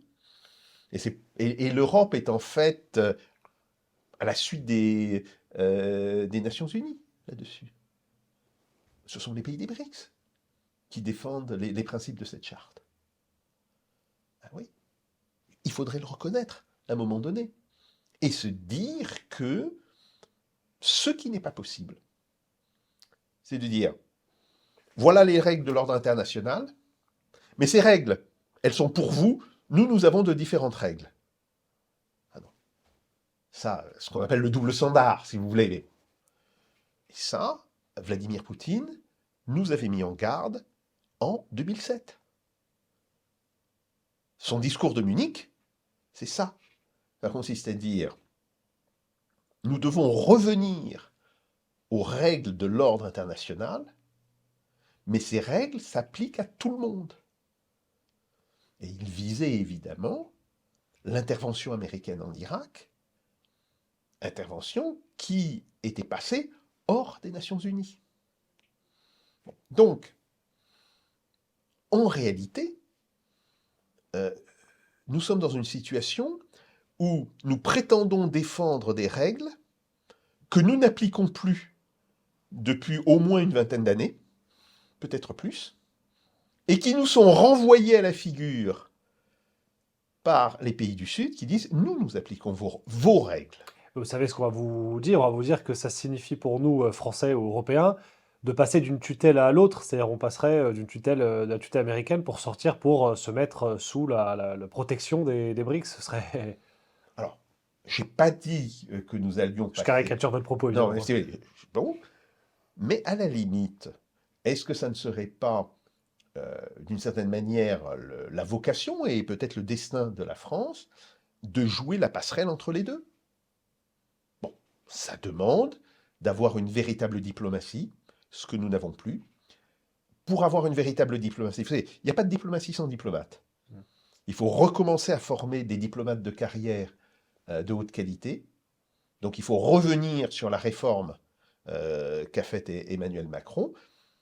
Et il faut se fixer comme un objectif stratégique la France, qui est membre de l'OTAN, comme la Turquie d'ailleurs, va être le pays qui peut justement, parce qu'elle a été influente, non pas géopolitiquement, mais influente intellectuellement dans dans la rédaction de la Charte des Nations Unies, va être justement le pays qui va, d'une certaine manière, servir de pont entre ces deux mondes.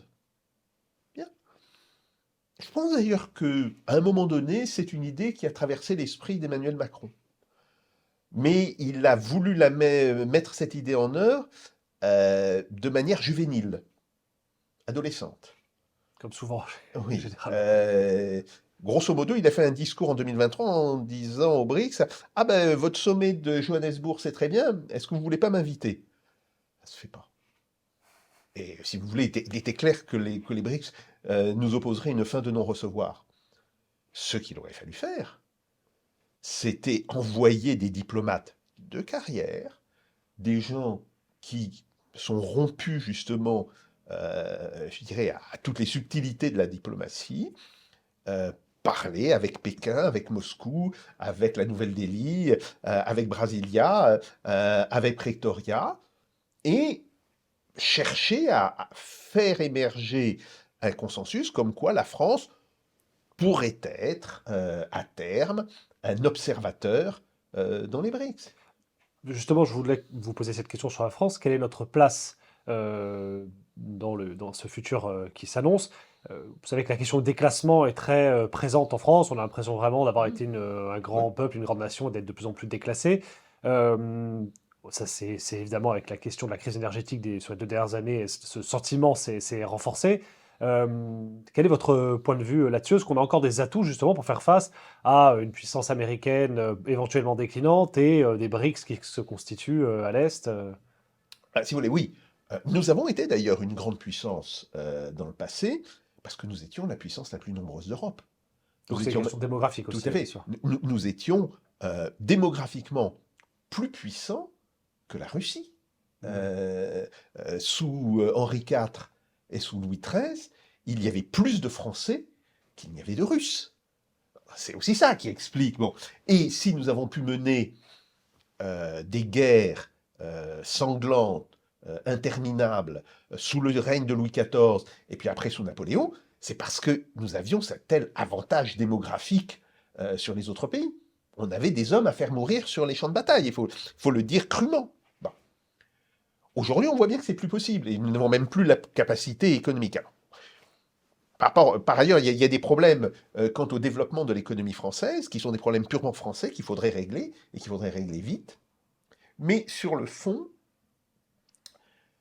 il y a la puissance militaire, il y a la puissance économique, et puis il y a ce qu'on appelle le soft power, le pouvoir doux, qui n'est pas si doux que ça par ailleurs, mais c'est un autre problème. Et c'est cette question-là. C'est est-ce que la France peut proposer un modèle euh, à la fois en termes d'équilibre entre les croyances pour dégager l'espace politique du poids des croyances, parce que, si vous voulez, la laïcité française est réellement une idée française. Ce n'est pas une idée américaine. Les Américains ne comprennent pas. Ils sont tellement religieux. Vous savez, la première fois où j'ai été envoyé en résidence dans une université américaine, une des premières choses qu'on me donne quand j'arrive, on donne la clé de mon appartement, bon, etc. On me dit comment utiliser la bibliothèque, etc. Et puis on me donne la liste de toutes les églises du lieu, tous les cultes. Ah, il y en avait pour tous les goûts. Hein. Euh, vraiment de tout. Bon. Nous, Français, ça ne nous viendrait pas à l'idée de faire ça à un Américain qui viendrait s'installer pour quelques mois en France. Bon, donc, il y a ça. Il y a cette... Si je peux vous couper juste sur ce point-là, c'est justement pour ça que je vous posais la question Hein. durant l'entretien. Je suis toujours un peu sceptique, moi, sur l'annonce de la fin de l'hégémonie américaine. C'est un peuple extrêmement religieux, et d'ailleurs Jean-François Colosimo, je crois, parlait de théocratie, Hein? non pas de, pardon, de théodémocratie, je crois qu'il y a, Oui. voilà, pour montrer qu'il y a vraiment un sentiment religieux extrêmement puissant. Et je suis pas sûr que les Américains aient ce sentiment, enfin cette volonté de lâcher prise, si je puis dire, sur leur emprise planétaire, quoi. Oui, mais faut leur expliquer. Alors peut-être ça va s'imposer à eux, vous allez me Oui, dire, voilà, mais c'est tout à fait. Oui, mais il y a des choses qui s'imposent à vous, même si vous ne les aimez pas, hein. ouais. Non, il faut leur expliquer que si on partage réellement une certaine idée de la démocratie, alors cette démocratie doit être mise au-dessus et au-delà des croyances religieuses. Ça ne veut pas dire que les croyances religieuses ne sont pas légitimes. Elles sont légitimes pour des individus. Elles ne le sont pas pour des communautés. Et ça, c'est une grande différence. Bon. Et c'est aussi un discours que l'on peut tenir par rapport aux pays du Moyen-Orient, où on est en train de s'entretuer entre sunnites et chiites, entre sunnites de diverses obédiences. Qu'est-ce qu'a fait Daesh? Les premières personnes qu'il massacre, ce sont d'abord des musulmans, faut le rappeler. Bon. Entre juifs ultra-religieux et musulmans. Bon. Donc, en fait, là, il faut dire, non, nous avons, enfin, une manière de comprendre les choses, c'est de séparer complètement ce qui est de l'ordre du politique. L'ordre du politique, c'est la gestion du couple ami-ennemi. Faut bien avoir ça en tête. De la question du religieux. Et la question du religieux, ça définit le pur et l'impur, le juste et l'injuste. Voilà. Ça, ce sont des termes qui renvoient à des prises de position personnelles et qui sont légitimes au niveau d'individus, mais qui ne doivent nullement contaminer le champ du politique. Ça, c'est un discours que l'on pourrait tenir si on avait une vue, je dirais, réellement large de cette question. Et si on arrivait à dire aux représentants des divers cultes, que vous ayez quelque chose à dire aux gens qui vous suivent, nous n'avons aucun problème avec ça. Mais vous n'avez rien à dire quant à l'organisation politique des choix de l'ensemble de la communauté nationale. Et ça, c'est un point extrêmement important. Un de mes excellents amis, Bernard Bourdin, qui est professeur de philosophie politique et moine dominicain, il faut quand même insister sur les deux, Avec qui vous avez signé un ouvrage, ou avec qui d'ailleurs. j'ai signé un ouvrage, que je rencontre régulièrement, il a cette très belle formule. Il dit, il ne peut pas y avoir de parti de Dieu, en tous les cas pas dans la religion chrétienne. L'idée d'un parti de Dieu est à la limite du blasphème pour un religieux. Pour quelqu'un qui croit réellement dans les choses religieuses. Et ça me semble extrêmement important de rappeler ça. Donc, ça veut dire... Parce que je vous ai coupé, excusez-moi, dans la place de la France, évidemment, vous étiez en Oui, train de dérouler oui. là-dessus. Donc, et ça veut dire... Bon, ça peut être un des aspects de notre soft power. L'autre aspect de notre soft power, ça peut être tout simplement notre manière de vivre en France. Qui, en fait, excusez-moi, je vais être un petit peu vulgaire, mais fait baver d'envie, pratiquement, pas toute la planète, mais une bonne partie de la planète. Vous avez maintenant des feuilletons chinois qui sont filmés en France parce que les Chinois sont tombés raides dingues des paysages de la Haute-Provence. Bon. Oui, des villes chinoises, je crois, qui reconstituent des villes françaises. Oui, c'est ou ça. des quartiers. Enfin, Des quartiers, oui, quartiers, bon. En Malaisie, le Premier ministre de la Malaisie était tombé raide dingue de la ville de Colmar, à tel point qu'il a fait un parc d'attractions qui reconstitue le vieux Colmar, en Malaisie. Bon. Vous allez aux États-Unis, quand vous parlez... Alors, bien sûr, vous parlez à une certaine élite. Bon, moi, je dis tout de suite, je connais des pays, les milieux universitaires. Bon, mais même chez ces gens-là, vous avez une fascination pour ce qu'ils appellent l'art de vivre français.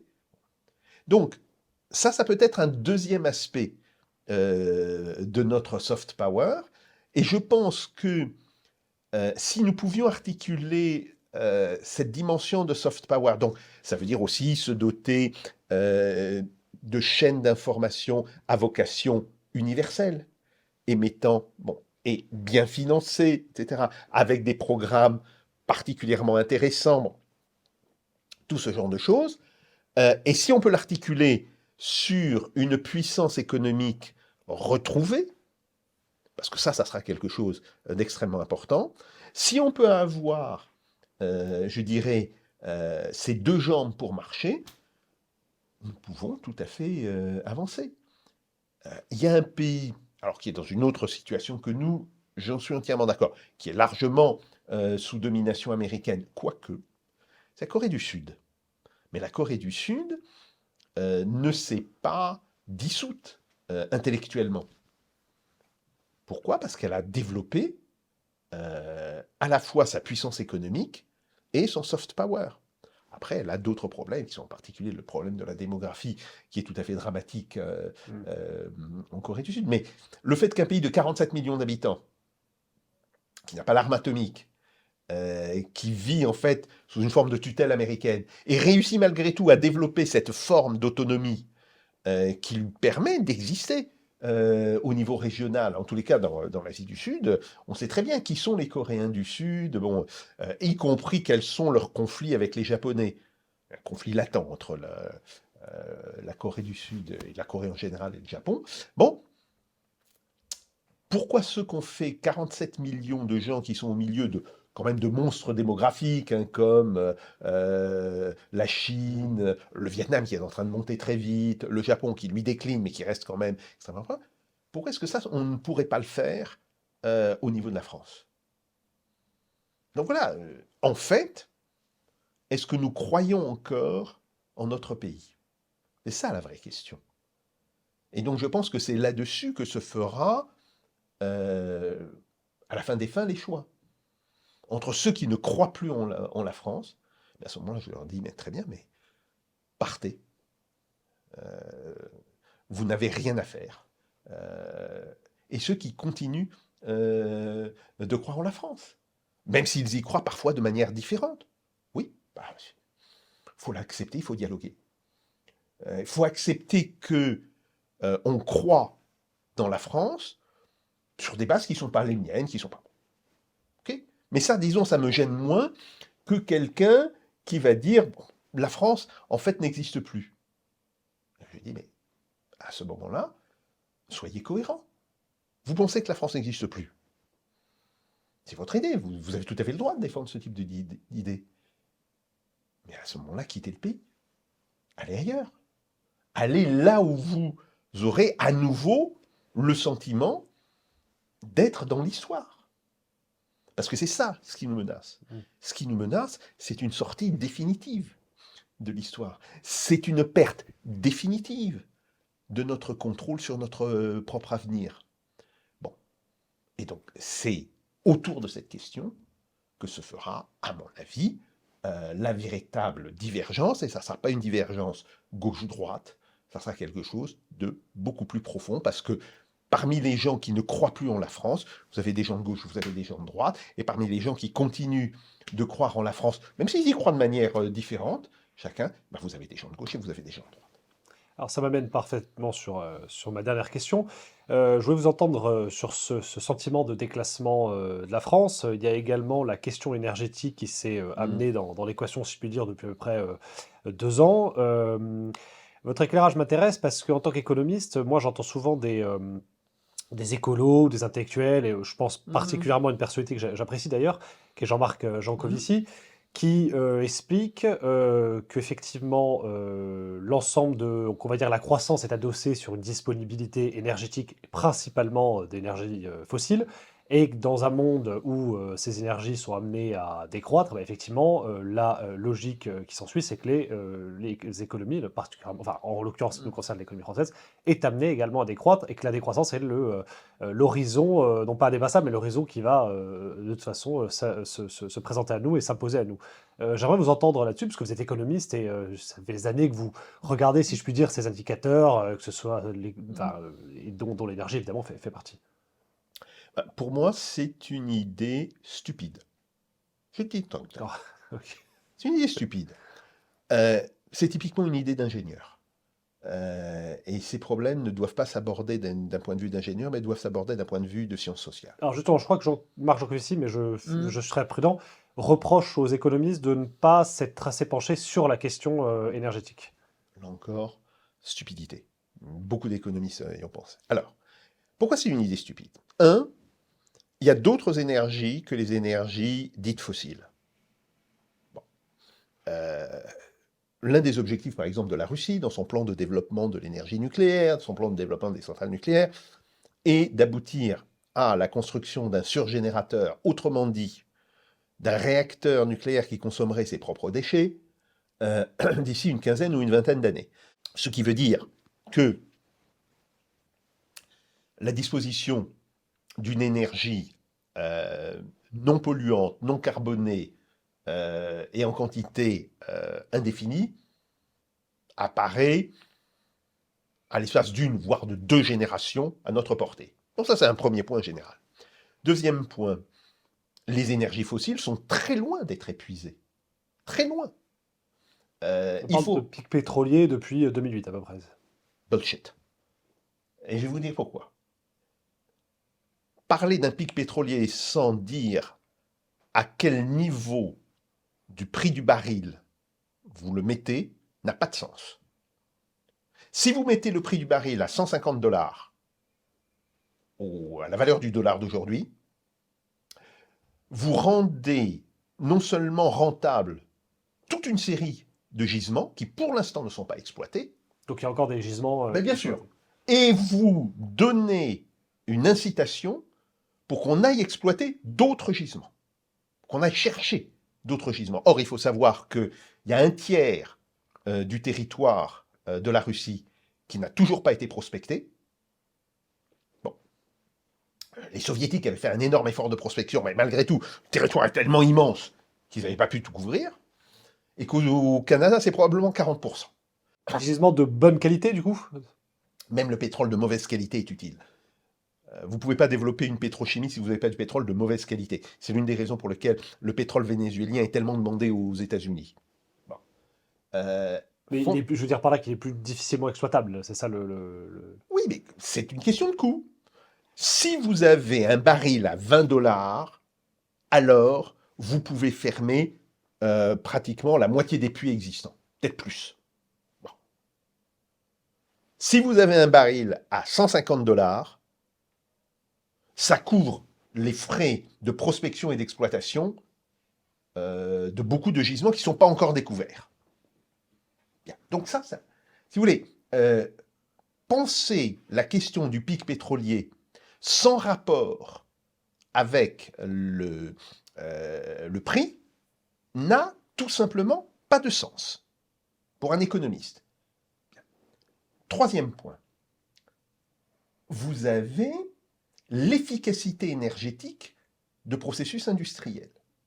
Or, sur de très nombreux processus industriels, nous sommes en réalité au bas de la courbe. Vous savez que la courbe d'efficacité, elle commence par monter extrêmement rapidement, puis après, elle va tangenter à un certain niveau. Bon.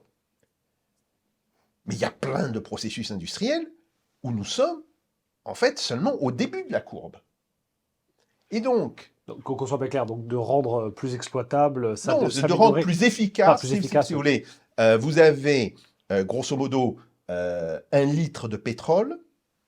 Qu'est-ce que vous tirez en énergie de ce litre, hein? Qu'est-ce que vous tirez en produits synthétiques, etc. Bon. Aujourd'hui, nous sommes, en fait, relativement bas sur ces cours. Donc on a encore de la marge. On a encore de la marge. et de la marge de manière importante.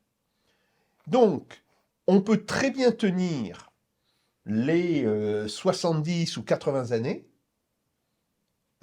qui nous séparent du développement de manière massive de centrales en fait thermonucléaires, et non plus nucléaires, de centrales à surgénérateurs qui vont nous offrir une capacité absolument infinie d'énergie. Et il n'y aura même plus le problème des déchets puisqu'elles vont consommer leurs propres déchets. Bien. Donc, si vous voulez, il y a toute cette simple, plus on peut dire, il y a le problème du gaz. On est très loin d'avoir répertorié l'ensemble des gisements mondiaux de gaz.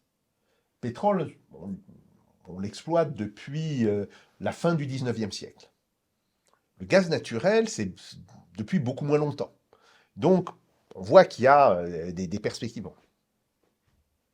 Et on peut transformer du gaz naturel en pétrole. Oui, c'est un peu plus compliqué. Ça voudra dire que le carburant qu'on fera à partir de ce gaz naturel sera plus cher que si on avait extrait du pétrole depuis des puits irakiens ou des puits saoudiens. Je parle de ces puits parce que c'est les puits qui sont les moins chers, qui sont aussi en voie d'épuisement. L'Arabie Saoudite, ils doivent être autour de 2 dollars, 3 dollars le baril au coût d'extraction. L'Irak, 1,5 dollar, 2 dollars du coût d'extraction. Là, j'étais en train de parler de coûts à 150 dollars. Mmh. Vous voyez la marge. Oui, bah, est-ce que c'est pas un cadeau empoisonné, justement, face au réchauffement climatique, de savoir qu'on a encore de quoi taper et de quoi faire monter l'effet de serre Alors, ce qu'il faut dire, c'est qu'il va falloir limiter les rejets, il va falloir penser réellement la question des économies d'énergie, donc il va falloir développer le nucléaire. Hein. On se rend compte maintenant, il y a des études qui montrent que le marché européen de l'énergie a été déstabilisé par les éoliennes. Les éoliennes sont un monstre d'un point de vue intellectuel, si on réfléchit au cycle de l'éolien, à son instabilité, etc. Bon. Je suppose que ça dépend du lieu, en fait. Il faut que ce soit des lieux où où il y a Mais même sur des lieux qui sont très ventés, néanmoins, vous avez toujours des périodes de 10 à 15% du temps où il n'y a pas de vent. Mm. Comment vous vous fournissez en énergie? Bien. Bon. Le solaire, ça offre déjà plus de possibilités. C'est déjà beaucoup plus crédible comme technologie. Mais il y a d'énormes progrès à faire sur les panneaux solaires. On peut augmenter leur rendement de manière assez considérable. Donc voilà. En fait,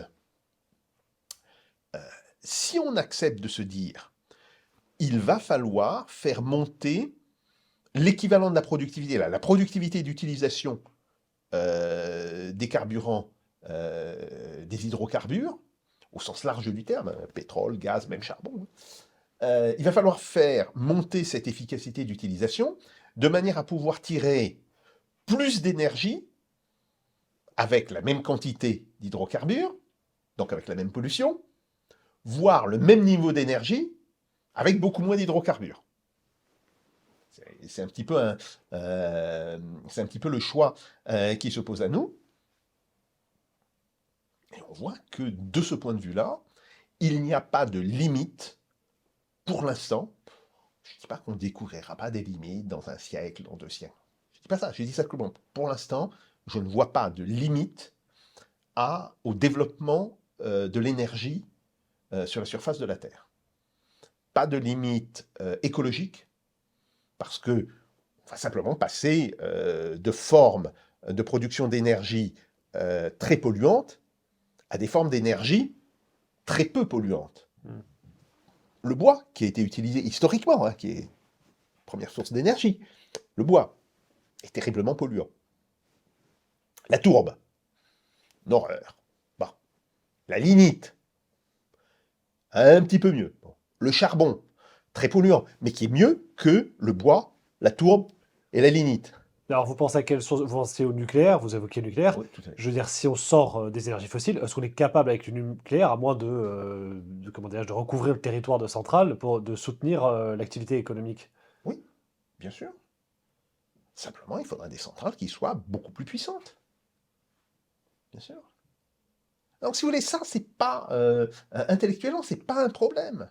Ce qui est un problème, pour le coup, c'est euh, avons-nous un système social, politique, qui soit prêt à investir massivement dans ces nouvelles énergies? Deux, sommes-nous prêts à faire justement ces investissements en productivité? Autrement dit, avoir des logements qui sont moins consommateurs d'énergie. Oui, ça c'est une évidence. Il faut absolument faire des progrès considérables en matière d'isolation. Bon. Euh, Au niveau des cycles industriels. Oui, il y a énormément de choses, mais ça demande des investissements, ça demande des recherches. Bon, donc ça demande un ensemble de choses qui, pour l'instant, n'existent pas. Ça, c'est un vrai Je problème. pose la planification, c'est ça que vous entendez Absolument. par là? Absolument. Il faut une véritable planification à cela. Il faut relancer l'hydroélectricité. Bien. Donc il y a tout ce genre de raisonnement qu'il nous faut avoir. Et alors, si vous voulez, c'est là où les sciences sociales deviennent essentielles, c'est la question de l'acceptation de certains types d'énergie. En fait, ce que l'on voit, c'est que dans le discours qui est tenu, euh, le nucléaire a acquis une très mauvaise image du fait de l'Allemagne. En fait, ce sont les Allemands qui ont fait exprès, parce qu'ils considéraient, peut-être pas entièrement tort, que le développement du programme nucléaire de 1973 donnait un avantage économique compétitif important à la France. Et c'est pour ça qu'ils ont essayé de nous persuader de s'aborder notre nucléaire. Bon. Euh, Vous avez après euh, le problème, d'une certaine manière, d'une véritable conception, d'un point de vue écologique, des différents types de combustibles.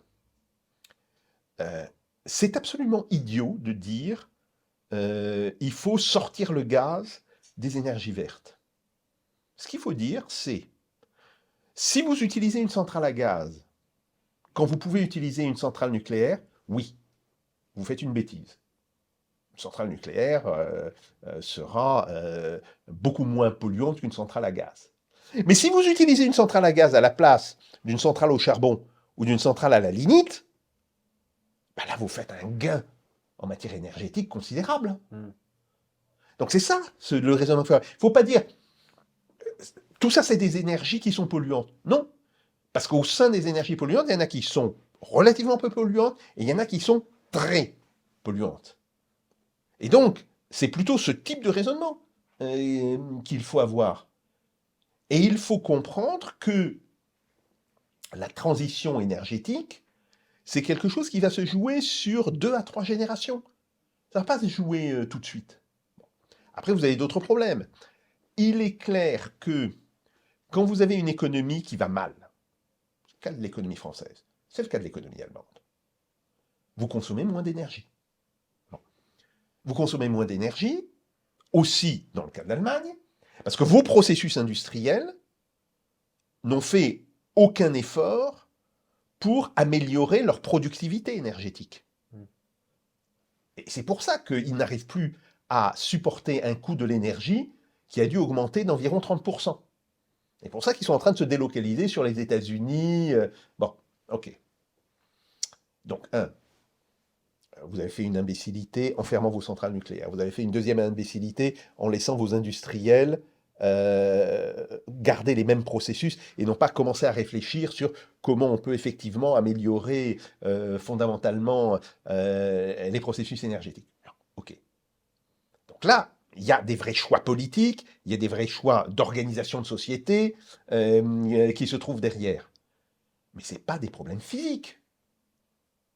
Et très souvent, le problème, il faut le dire, c'est que ces choix sociopolitiques sont les véritables freins au développement économique. Si vous voulez, Reprenons l'histoire un petit peu longue.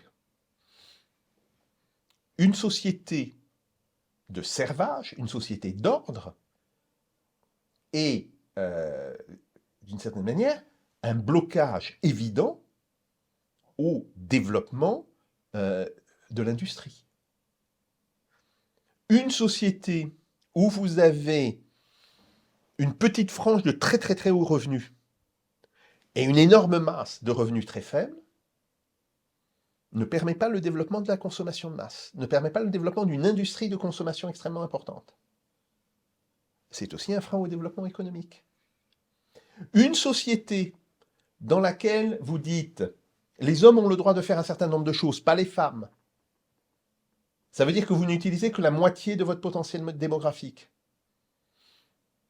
C'est aussi un obstacle au développement économique. Donc très souvent, les principaux obstacles au développement économique ne sont pas des obstacles physiques, ne sont même pas des obstacles en termes économiques, ce sont des obstacles en termes de structure sociale, de forme d'organisation de la société. Et donc, je pense que c'est plutôt de ce côté-là qu'il nous faut regarder, et si on veut se poser la question de comment allons-nous progressivement migrer, ça prendra du temps, je dis, c'est une histoire d'à 2 ou 3 générations. Mais nous allons migrer vers des sources d'énergie très faiblement carbonées, hein, donc le nucléaire, peut-être, et même certainement, le solaire, hein. Bon, nous allons migrer vers ce genre de On met choses. aussi, je disais en avant souvent la fusion nucléaire. Oui, mais tout à fait, c'est les surgénérateurs. C'est ça la vraie question. Je signale qu'il y a 2 surgénérateurs expérimentaux qui sont déjà mis en ligne en Russie. Nous avons démantelé Superphénix. C'est ça aussi qu'il faut dire. Hein. Pourquoi? Parce que nous avons accepté de nous faire bourrer le mou, excusez-moi l'expression, par la propagande allemande, là-dessus. Donc, là aussi, il faut le dire, nous étions à un moment donné en tête de la recherche sur cette dimension-là, nous avons abandonné. Donc, c'est tous ces problèmes qu'il faut voir.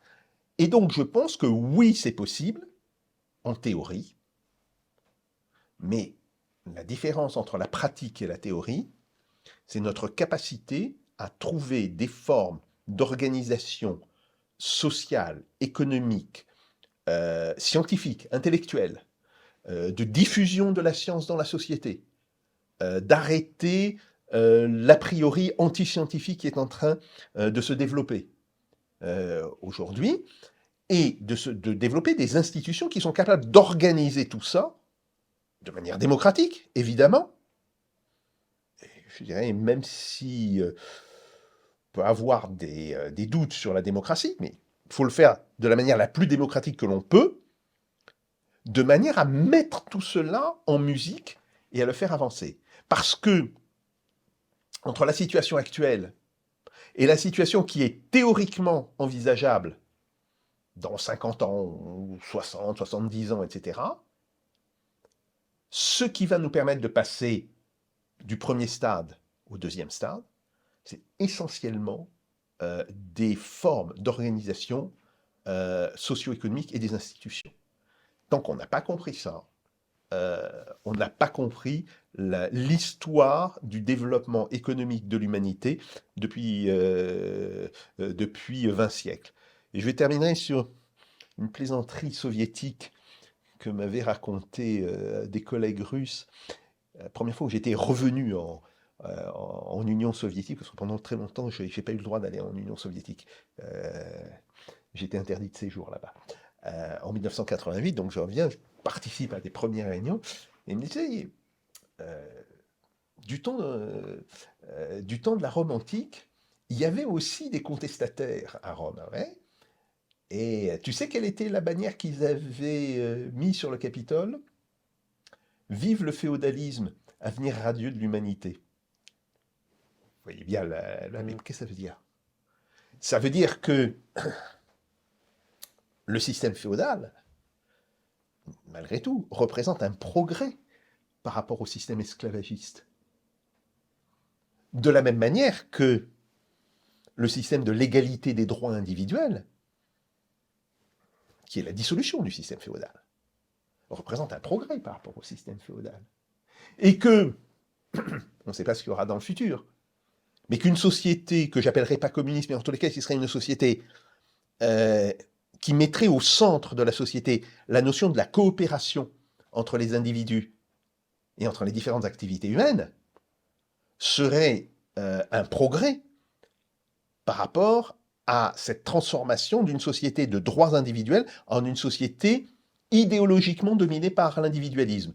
Et les deux sont en fait assez différents. Les droits individuels sont une véritable nécessité à toute société moderne. Bon. Donc voilà, c'est ça. Et tant qu'on n'a pas compris ce type d'évolution, on va raconter des bêtises sur des limites physiques. Bon, la seule limite physique que je reconnais, c'est la limite de population, la démographie. Mais aujourd'hui, on voit bien que ce n'est plus le problème. On voit bien qu'on va stagner vers 8 milliards, 8 milliards et demi de population. À un moment donné, je vous rappelle, on envisageait une Terre habitée par 15 milliards d'humains. Bon. Et puis on va probablement redescendre vers les 5-6 milliards d'ici un siècle. Donc on voit bien, tout ce qu'on imagine aujourd'hui comme étant des blocages absolument nécessaires, ça vient tout simplement d'un manque d'imagination. Je vais vous poser une question sur, justement, parce que on parlait de la puissance déclinante américaine, de notamment, comment dirais-je, la croissance de la Chine. On oppose souvent les deux. Et il y a effectivement ce fameux piège de Thucydide, vous savez, qui est mis en avant, à savoir, parce qu'on parlait d'Occident déclinant et d'arrogance un peu occidentale. Est-ce que alors déjà, le piège de Thucydide, effectivement, dès qu'une puissance monte et qu'elle affronte une autre, les deux vont à l'affrontement. Peut-être que vous pouvez déployer en une phrase là-dessus et nous dire, effectivement, est-ce que ça vous semble pertinent appliqué au schéma américain-chinois? C'est un risque. Oui, c'est un risque. Alors oui, c'est un grand classique. Hein. C'est la perte progressive de puissance d'Athènes face à la montée des autres puissances. C'est le piège de Thucydide initial. Hein. Et ça se retrouve dans toute une série. Par exemple, la France napoléonienne n'est plus dans les capacités de la France de Louis XIV. Pourtant, d'une certaine manière, elle aspire. Bon. Et compte tenu de la révolution militaire que met en place Napoléon, l'invention de la division, hein, c'est fondamentalement ça. Avant Napoléon, il n'y a pas de division. On a des armées qui lui permettent pendant tout un temps de conquérir l'Europe, de battre régulièrement les autres armées. Mais là, on est déjà en fait sur une France qui est déclinante, en particulier d'un point de vue démographique, par rapport aux autres nations. Et du coup, à d'Angleterre, notamment, qui ascendante. Tout à fait, qui est en train de monter. Donc, ça, c'est une réalité. Donc, et là, se reproduit du coup le piège de Thucydide, c'est-à-dire que la France affronte l'Angleterre et ça donne évidemment Waterloo. Tout à fait. Voilà. Mais vous avez un piège de Thucydide inverse. C'est la puissance montante qui provoque la guerre avec la puissance dominante parce qu'elle estime qu'elle ne lui donne pas sa place. C'est pas la puissance déclinante qui provoque la guerre, mais ça peut être aussi la puissance montante. Exemple, le Japon. Exemple même l'Allemagne, qui à 2 reprises tente de conquérir l'Europe, à 2 reprises est battue. Bon, donc il y a aussi ce piège inverse. Autrement dit, soit quand on est dans des périodes de changement dans le système international, avec des puissances qui sont en train d'émerger très rapidement, et la puissance dominante